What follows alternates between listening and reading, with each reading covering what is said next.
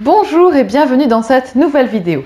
Mariam ici, je partage comment vivre une vie plus nourrissante, énergisante et prospère. Cette vidéo est la suite de la première partie dans laquelle je partage 5 règles pour réussir votre expérience du jeûne. Et cette vidéo ici est la partie 2 de la première vidéo que j'ai faite en anglais avec sous-titrage en français. Le lien d'accès vers cette première vidéo est sous cette vidéo dans la section de description.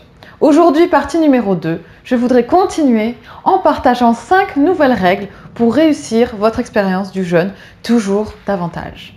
Alors, j'ai réalisé mon premier jeûne, je vais répéter, en 2002. J'ai déjà dit dans la première vidéo, mais on a le temps de répéter encore aujourd'hui pour ceux qui n'auraient pas vu la première vidéo, bien que je vous la conseille.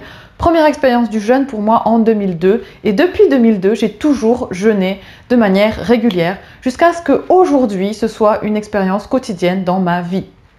Je jeûne tous les jours, en d'autres mots.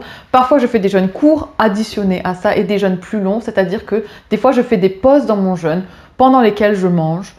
Voilà, mais je passe beaucoup plus de temps à jeûner qu'à manger. Je parle de jeûne dans le sens où je veux dire en fait l'abstinence de manger quand on s'abstient de manger. Et ça ne veut pas dire qu'on n'est pas nourri ou qu'on n'a pas de joie dans sa vie, bien au contraire, mes autres nourritures et mes autres joies sont énormes et prennent énormément beaucoup de place, et ce sont, comme je partage dans d'autres vidéos, la danse, l'art, l'écriture, la création de vidéos, la marche dans la nature, le sport, l'activité physique, la connexion avec d'autres gens et le marketing et l'entrepreneuriat de manière générale. La méditation, j'ai beaucoup de choses que j'aime dans ma vie qui sont nourrissantes pour moi et qui font que j'ai moins besoin de manger et que j'ai toujours plus d'énergie. L'idée dans cette vidéo et dans toutes les autres que je partage, c'est de savoir que le jeûne va de pair avec l'exercice physique et que ce binôme, ajouté à d'autres techniques comme la méditation, le travail sur la respiration, etc., permet d'avoir énormément d'énergie, toujours plus, toujours de manière optimale, et que grâce à cette énergie, on peut ensuite faire ce que l'on veut. Manger, ne pas manger, dormir, ne pas dormir, bref, avoir accès à davantage de capacités, utiliser ces capacités pour créer d'autres choses, produire, peu importe, tant qu'on a de l'énergie, on peut faire ce qu'on veut sur cette planète. Et c'est mon message dans les vidéos que je partage. Donc aujourd'hui, si on revient sur les 5 règles du jeûne que je voudrais partager dans cette vidéo, la première règle que je voudrais partager aujourd'hui pour réussir votre expérience du jeûne, c'est de savoir qu'il n'y a pas de meilleur type de jeûne. Et j'entends souvent autour de moi des gens qui disent « Oui, mais le jeûne à l'eau, c'est le meilleur.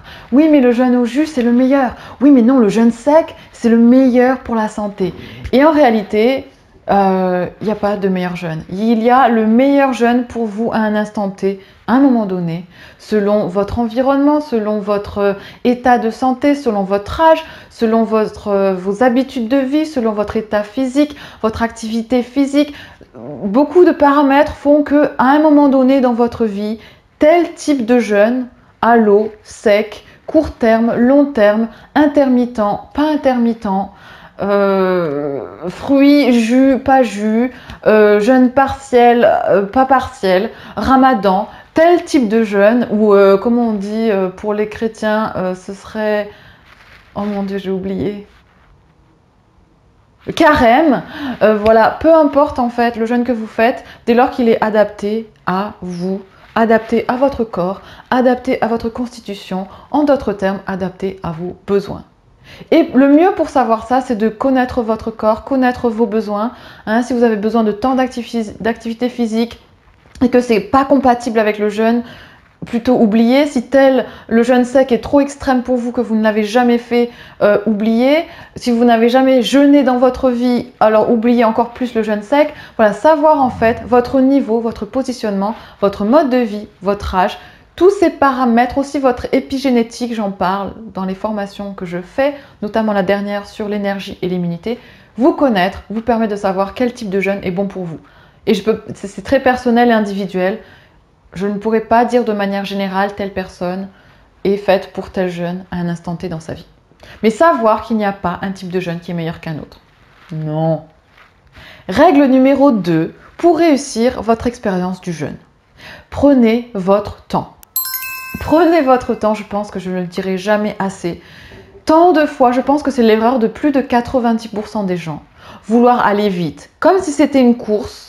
Hein, le jeûne, il faut se terminer vite, avoir le maximum de capacité vite, avoir un look plus jeune, rajeuni, perdre du poids vite. Et en réalité, plus on va vite et moins on récolte de bénéfices. Plus on va vite et plus on traumatise le corps. Plus on va vite et plus quand on arrête notre expérience du jeûne, si tel est-il qu'à un moment donné on décide qu'on fasse une pause ou qu'on arrête complètement pour remanger normalement, telle qu'était la normalité avant de démarrer l'expérience du jeûne, dès lors qu'on revient à autre chose que le jeûne, si on est allé trop vite, à chaque fois qu'on va manger, on va prendre du poids, on va prendre du gras. Et c'est très difficile de revenir au métabolisme que l'on avait avant, si le corps a pris l'habitude ou si le corps s'est senti en fait traumatisé pendant l'expérience du jeûne. Alors, à chaque fois que vous allez remanger après, peu importe la quantité, peu importe ce que vous mangez, vous allez prendre et du poids et du gras. Et vous ne voulez pas ça, hein. Surtout que là, quand même, un certain nombre de gens pratiquent le jeûne pour avoir des résultats au niveau de la santé, de l'énergie et certains du poids aussi. Donc l'idée, c'est de ne pas se saboter en allant trop vite, mais plutôt de prendre son temps, d'écouter son corps et s'il le faut, démarrer avec seulement quelques heures, comme j'ai partagé dans la première partie de cette vidéo. Écouter son corps, toujours écouter son corps. D'abord, travailler sur l'aspect énergétique, c'est-à-dire le non physique. Travail non physique prévaut sur le travail physique, c'est-à-dire la méditation. Ajouter des choses nourrissantes dans votre vie. Travailler sur la pratique de la méditation au quotidien, la pratique d'exercices de respiration au quotidien, la pratique de la pleine conscience, si vous voulez l'appeler comme ça, au quotidien. Bref, être au contact de la nature au quotidien, il y a un tas de pratiques que vous pouvez faire pour grandir en énergie avant de démarrer votre expérience du jeûne et ensuite de poursuivre ces pratiques et ces rituels énergétiques au quotidien ensemble avec votre expérience du jeûne en prenant votre temps. Il n'y a pas lieu de se précipiter et plus vous prenez votre temps, plus vous allez récolter des bénéfices plutôt que l'inverse. Et si vous ne savez pas quelle pratique faire, j'en parle dans mes formations, encore une fois, lien sous cette vidéo dans la barre de description. Règle numéro 3 pour une expérience réussie du jeûne. Et ça aussi, c'est quelque chose que les gens oublient. L'idée du jeûne, surtout au départ, quand on démarre ou quand on a fait quelques expériences du jeûne, mais pas non plus suffisamment, pas non plus 10 ans ou 20 ans, comme c'est mon cas aujourd'hui, le corps va avoir ces sensations de faim, ces gargouillements d'estomac. Et en réalité, ça peut rester pendant longtemps parce que c'est tellement une habitude ancrée en nous que de manger à certaines heures, manger certaines quantités, manger plusieurs fois par jour pour la plupart d'entre nous, que naturellement, spontanément, automatiquement, l'estomac va se mettre à gargouiller et à faire en fait se mettre en mouvement et en préparation pour la digestion, même si on n'a pas faim en fait, même si on n'a pas besoin de manger, même si le corps n'a pas besoin d'aliments, de nutriments, de nourriture. Ok? Donc l'idée, c'est au départ de feindre en fait, c'est-à-dire que le mental va envoyer des signaux à l'estomac qui va se mettre en mouvement, à penser que c'est « ah tiens là c'est l'heure de la digestion ». Mais si à ce moment-là, au lieu de vous jeter ou d'aller vers les aliments, d'aller manger, vous faites autre chose, je vais en parler dans un instant, c'est beaucoup plus bénéfique et vous allez vous rendre compte qu'en fait vous n'avez pas faim, qu'en fait c'est un leurre du mental, une habitude du corps. Et au fur et à mesure, votre corps va perdre l'habitude de croire qu'il a faim parce qu'en fait, il n'a pas faim, parce que vous pratiquez ces techniques nourrissantes, ces rituels au quotidien qui vous nourrissent et vous énergisent vraiment, plutôt que de manger suivi par la digestion, suivi par une perte d'énergie. Si on passe toute sa vie à manger la même chose, la même quantité au même moment, on ne gagne pas en énergie, on diminue en énergie. Mais très peu de gens vous le diront. Donc l'idée, c'est de feindre le mental, de feindre l'estomac. Et au départ, et feindre dans un sens positif en fait, au départ c'est de boire. L'idée c'est de boire beaucoup. Au lieu de manger tout de suite, buvez davantage. Et quand je dis buvez davantage, peut-être le matin, la première chose que vous pouvez faire au lieu de manger, c'est de boire 1 litre d'eau, 1 litre de thé si vous préférez, 1 litre de jus de citron, 1 litre de peut-être jus de fruits si c'est ce que vous préférez au départ, quand vous n'avez pas encore l'habitude de cette pratique, de cette technique. Et au fur et à mesure, vous allez vous rendre compte qu'en buvant davantage, en fait, vous n'avez pas vraiment faim, ou beaucoup moins faim, ou qu'en fait, la faim est une illusion.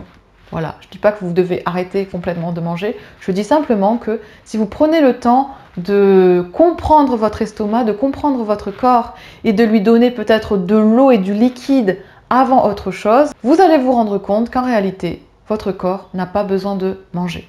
Il a simplement besoin de se sentir nourri, se sentir dans l'abondance, se sentir dans la joie. Et au départ, les liquides peuvent aider grandement pour diminuer le surplus alimentaire que l'on veut nous faire croire que l'on a besoin au quotidien, alors que pas du tout. Non. Règle numéro 4 pour réussir son expérience du jeûne. Une règle qui est super importante et qui pour moi va de pair avec le jeûne. Et c'est impossible d'avoir de l'énergie sur du long terme, même si on pratique le jeûne de manière régulière, sans cette technique à côté, ensemble. C'est de bouger. Et quand je dis bouger, ça ne veut pas forcément dire aller faire un jogging, aller faire un marathon, courir 10 km tous les week-ends. Ça veut dire prendre l'habitude de bouger le corps et de faire circuler cette énergie en nous. Faire circuler l'énergie en nous, c'est le principe du mouvement en fait. Parce que quand vous faites ça, alors ça nourrit votre corps, alors ça énergise votre corps. Et là aussi, vous vous rendez compte qu'en fait, vouloir manger ceci ou cela n'est pas une nécessité, n'est pas un besoin. Et au contraire, quand vous remplissez votre vie de nourriture liée au mouvement que vous faites, c'est peut-être à travers le tai chi, ok, c'est le mouvement lent, le qigong, la danse, moi j'aime beaucoup danser, vous le voyez dans mes autres vidéos. Ce qui est nourrissant pour vous en fait, marcher, faire une marche dans la nature, surtout c'est encore plus énergisant d'avoir les éléments de la nature. C'est peut-être faire des étirements, faire du yoga, peu importe, même des exercices de respiration quand on bouge son estomac et qu'on respire avec le ventre. Peu importe ce qui vous convient, trouvez les mouvements qui vous nourrissent le plus, selon là aussi votre âge, votre mode de vie, votre activité physique à la base, vos habitudes, etc. Et appliquez ces mouvements, appliquez cette pratique d'exercice ou voilà, de mouvement au quotidien dans votre vie. Ça va faire une vraie différence dans votre expérience du jeûne. Vous allez vivre le jeûne avec joie, vivre le jeûne avec énergie et c'est vraiment ce que vous voulez. Et en fait, vous aurez envie de jeûner sur du long terme parce qu'alors, en faisant des mouvements à côté du jeûne, ça va vous apporter de l'énergie. Une fois de plus, c'est ce que vous voulez. Vous voulez vivre d'énergie davantage. C'est les termes que j'utilise, c'est-à-dire avoir tellement d'énergie qu'il y a des choses qui ne sont plus des nécessités pour vous dans votre vie. Ça ne veut pas dire que on ne fait plus ceci ou cela, ça veut dire qu'on a la liberté de choisir, plutôt que être obligé de dormir tant d'heures, de manger tant, alors qu'en réalité, ça n'apporte pas plus d'énergie. Vous devenez plus libre en travaillant votre énergie au quotidien. Règle numéro 5 pour réussir votre expérience du jeûne, c'est de diminuer votre niveau de stress. Et ça va aussi de pair avec diminuer votre niveau de responsabilité. De votre niveau, c'est-à-dire le nombre en fait de vos responsabilités. Dans notre vie aujourd'hui, on prend plein de responsabilités qui ne sont pas forcément toutes utiles. Avoir des enfants, avoir une maison et un peut-être prêt immobilier à payer, avoir une voiture qui coûte tant d'argent alors qu'on n'a pas vraiment besoin d'une voiture pour nous. On pourrait peut-être louer une voiture quand on en a réellement besoin et prendre les transports en commun. Je donne des exemples. Je ne dis pas que c'est vrai pour tout le monde. Avoir la responsabilité d'une entreprise, avoir la responsabilité peut-être d'animaux de compagnie, avoir la responsabilité encore ici d'engagement que l'on prend. Il y a un tas de responsabilités que l'on prend dans notre vie et qui ne sont pas forcément nécessaires. Et plus on a de responsabilités, plus on a du stress. Je ne dis pas qu'il faut annuler toute responsabilité et arrêter d'en avoir, non, mais choisissez bien vos responsabilités et minimisez-les. En tout cas, jusqu'à ce que votre niveau d'énergie soit suffisamment grand pour que ça ne crée pas un stress dans votre vie. Ou en tout cas, ça minimise le niveau de stress. Plus vous avez du stress dans votre vie, plus vous allez avoir de la difficulté à jeûner. Parce que stress égale, on a besoin de consommer davantage. Et donc, ça passe par la nourriture aussi. Une grande partie des aliments que l'on consomme, des repas que l'on consomme sont liés à notre niveau de stress. Si on diminue notre niveau de stress, on a moins besoin de manger. Et donc, bizarrement, moins de stress égale moins de poids dans notre vie. Moins de poids dans notre vie égale moins de poids dans notre corps. Et si on a tendance à être maigre, eh bien, c'est un peu l'inverse. Plus on diminue notre stress et plus on se permet de grandir en énergie. Et donc, de grandir, d'avoir plus de poids aussi si c'est ce dont on a besoin. En d'autres termes, votre corps est le reflet de la qualité de votre vie. Ok ? Moins vous avez de stress, plus vous avez de sérénité et plus votre corps va refléter la sérénité. Plus vous avez une âme d'enfant et plus votre corps va refléter cette âme d'enfant dans son apparence aussi.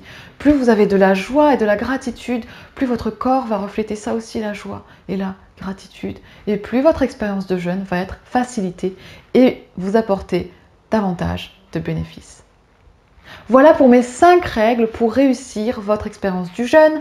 Numéro 1, il n'y a pas un meilleur type de jeûne pour vous. Connaissez-vous et vous saurez quel est le meilleur jeûne à un instant T dans votre vie. Numéro 2, ralentissez plutôt que de vouloir aller vite et d'avoir des attentes. Numéro 3, buvez beaucoup avant quoi que ce soit, avant surtout de manger. Numéro 4, bougez et grandissez votre énergie à travers le mouvement au quotidien. Numéro 5, diminuez votre niveau de stress, amplifiez votre niveau de sérénité et ainsi vous aurez davantage de joie et de bénéfices dans cette expérience du jeûne dans votre vie. Je vous souhaite une merveilleuse expérience du jeûne. Vous pouvez découvrir mon site internet sous cette vidéo dans la zone de description. Abonnez-vous à la chaîne pour plus de vidéos. Je vous dis à la prochaine fois. À très bientôt. Au revoir.